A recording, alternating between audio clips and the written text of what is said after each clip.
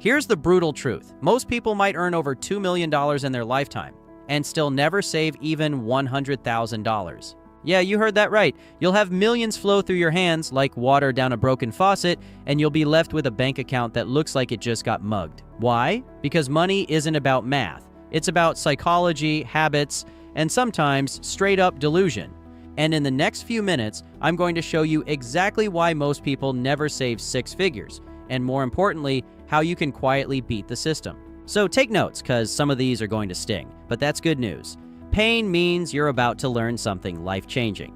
Reason number 1, lifestyle creep will rob you blind. Let's start with the heavyweight champ of broke behavior, and if you've been following me for a while, you already know what I'm about to say. Lifestyle creep. It goes like this. You make $40,000 a year. You eat instant noodles, drive a used Toyota, and share a Netflix password. Then you get a raise. Suddenly you're making $60,000. But instead of saving the difference, you upgrade your life like you're starring in a Drake music video. New apartment, new iPhone, new car with heated seats that massage your butt. The raise wasn't a raise, it was an excuse to flex. And now the extra $20,000 is gone before it even hits your account. This is why you never get ahead. Because as income goes up, so do expenses. You ever meet someone who's always broke, but they're wearing Yeezys, have the latest iPhone, and DoorDash every meal? Yeah. Lifestyle creep is the silent killer that makes you feel rich while keeping you poor. So here's the fix. When your income goes up, your lifestyle should not.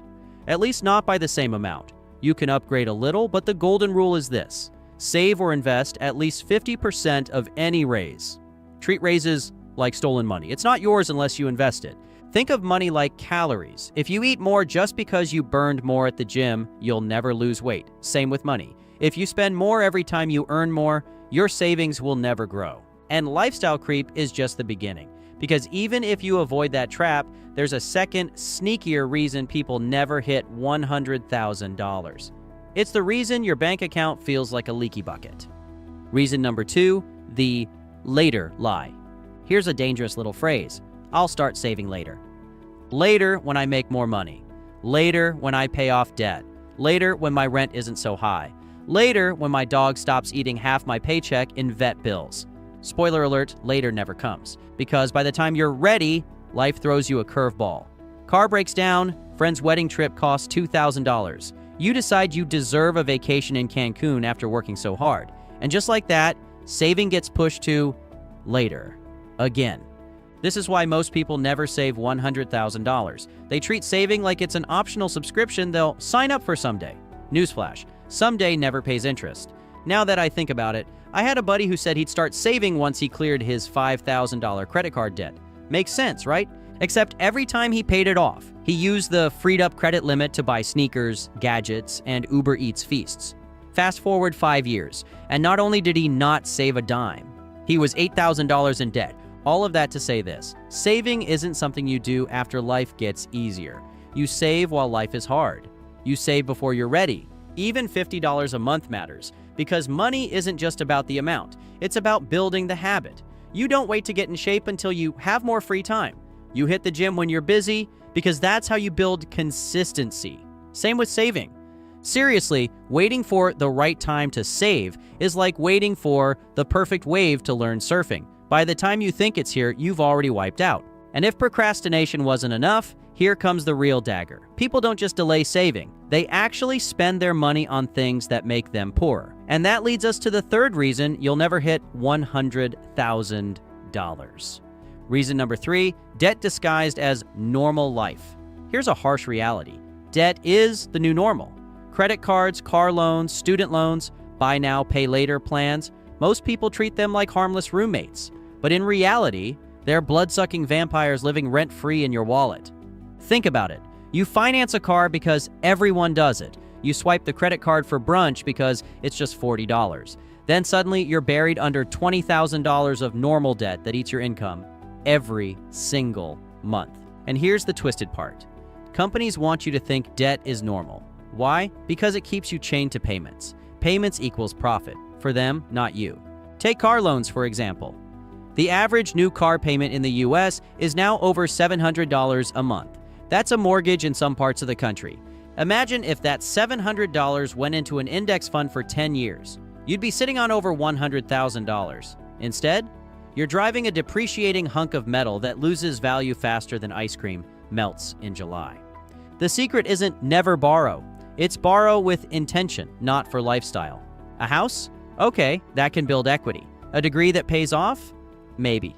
A $1,500 Gucci bag you slapped on Klarna? Yeah, that's not normal life.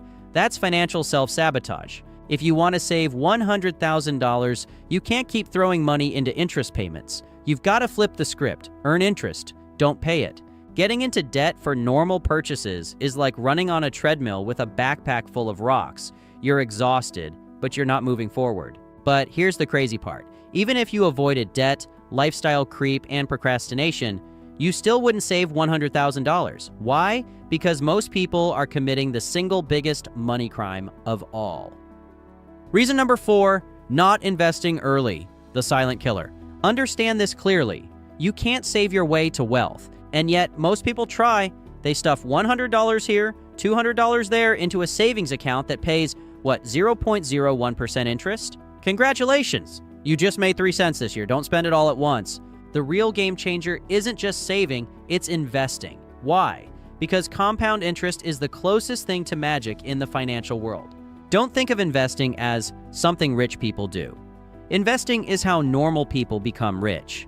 The trick? Start small, start early, and stay consistent. ETFs, index funds, even a Roth IRA, it's less about the vehicle and more about the habit. Not investing is like planting a tree in your backyard and never watering it. You sit around wondering why you don't have shade, while the neighbor who planted the same tree now has an entire forest. But hold up, because even people who do save and invest still miss $100,000. And the next reason is sneakier than all of them. It's the one that drains your wallet drip by drip, and you don't even notice until it's too late.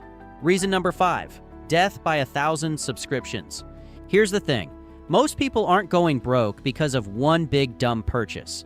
They're going broke because of 1,000 tiny ones. It's not the yacht that's killing your savings. It's Netflix, Hulu, Disney+, Spotify, Apple Music, DoorDash, HelloFresh, and that $7.99 free trial you forgot to cancel 3 years ago.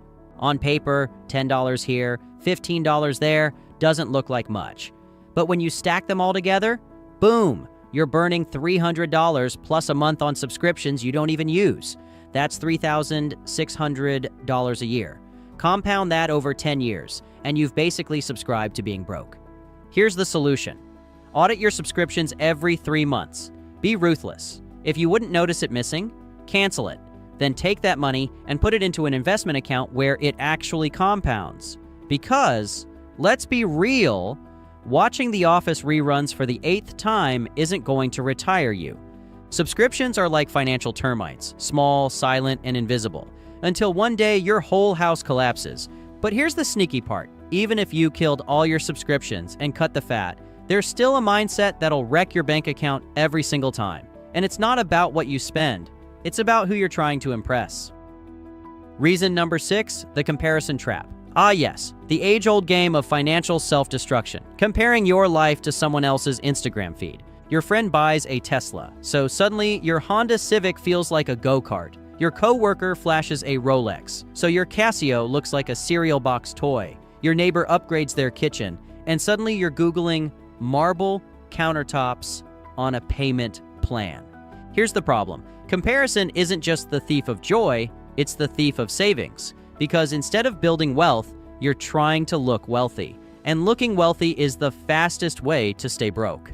I mean, ever heard of the guy who makes $70,000 a year but drives a $60,000 car? Yeah, he's not flexing wealth, he's flexing debt. Meanwhile, the millionaire next door is driving a 5-year-old Toyota and laughing all the way to the bank.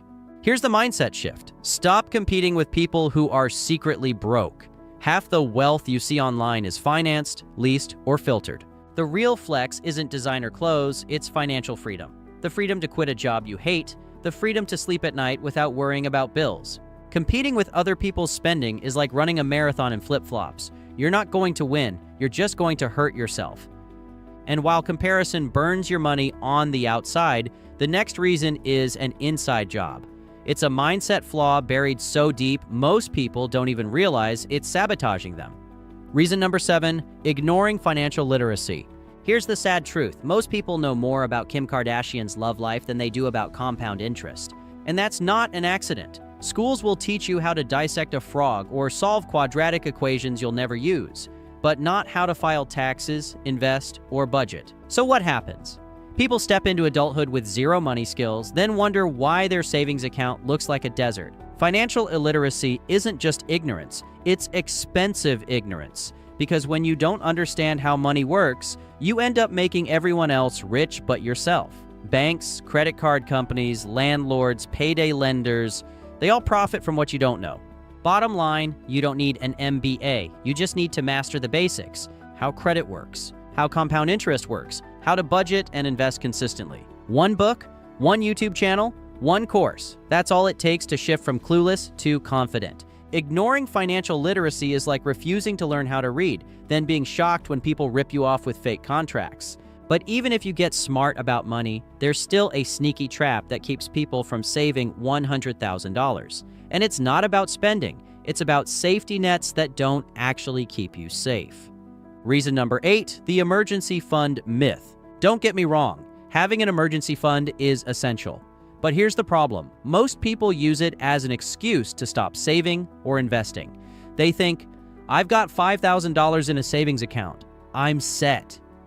No, you're not set. You're one car accident, one hospital bill, or one layoff away from draining that fund dry. And once it's gone, you're right back at square one. Worse, people often treat their emergency fund like it's a slush fund. That emergency somehow includes Black Friday deals, a spontaneous Vegas trip, or a new PlayStation. A cousin of mine once bragged about saving $4,000 as his emergency fund. Then he emergencied it on a down payment for a new motorcycle. Guess what happened next? Actual emergency. His hours got cut at work. Suddenly he had debt, no savings, and an expensive toy he couldn't afford to ride. Put it this way, an emergency fund should be just that, for emergencies. And once it's built, 3 to 6 months of living expenses, your focus should shift to investing. Because a pile of cash in a savings account doesn't grow. It shrinks with inflation. Treating your emergency fund like your only safety net is like showing up to a sword fight with a butter knife. It might help for a second, but you'll get destroyed if that's all you've got. And here's the kicker. Even people who do have savings and investments often sabotage themselves in a way that's almost invisible. It's not about spending or emergencies. It's about this silent killer that creeps in every single month. Reason number 9, inflation blindness. Here's something wild. Your money is losing value while it just sits there. Inflation is like a slow leak in your wallet. Every year, the same $100 buys you a little less gas, fewer groceries, and smaller amounts of happiness at Starbucks. Most people ignore inflation because it's sneaky. It doesn't punch you in the face. It just quietly steals your purchasing power behind the scenes. So what happens? People proudly keep $20,000 in a savings account for years, thinking they're being safe. But in reality, they're bleeding thousands in lost value every single year. That's not safe. That's financial quicksand. Back in the 90s, $20 could buy you a week of groceries. Today, $20 barely gets you 2 bags of chips, a gallon of milk, and maybe half a tank of gas, if you're lucky. Imagine what inflation does to bigger savings over decades. Stop treating money like a museum piece. Money is meant to move, to work, to multiply. Parking it in savings forever guarantees you'll lose. The antidote is simple.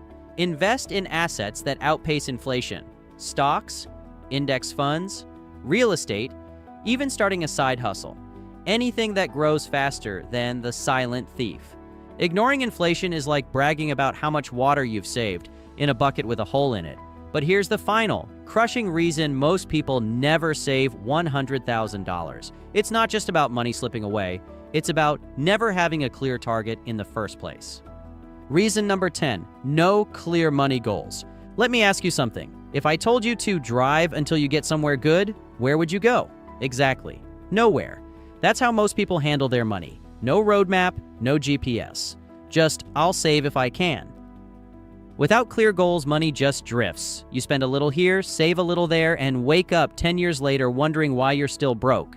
The truth is, if you don't tell your money where to go, it will leave you every time. I met someone who saved $200 a month faithfully for years. Sounds disciplined, right? But when I asked what the savings was for, they shrugged. No plan, no target. And guess what? Every few months, that savings got drained for random expenses. Without a goal, their money was just a revolving door. So here's what I want you to do. Set specific money goals. Instead of save more, it's save $10,000 for an emergency fund in 18 months. Instead of invest someday, it's invest $500 a month into an S&P 500 index fund starting this month. Clarity creates action. Action creates results. Having no money goals is like running on a treadmill with no destination. You're sweating, you're tired, but you're not actually going anywhere. And that's it. The 10 biggest reasons most people never save $100,000. But the real secret isn't just knowing the traps, it's knowing how to flip each one into a stepping stone toward wealth. So the only question left is, are you going to be average, or are you going to be the exception? If you're serious about breaking free, drop the words stealth wealth in the comments. That tells me you're done chasing fake flexes and ready to quietly build real wealth. And listen, if this video woke you up, there are actually 10 weird habits that reveal high IQ individuals, and we break it down step by step in this next video. Just click the video on the screen now, and we'll see you in the next one.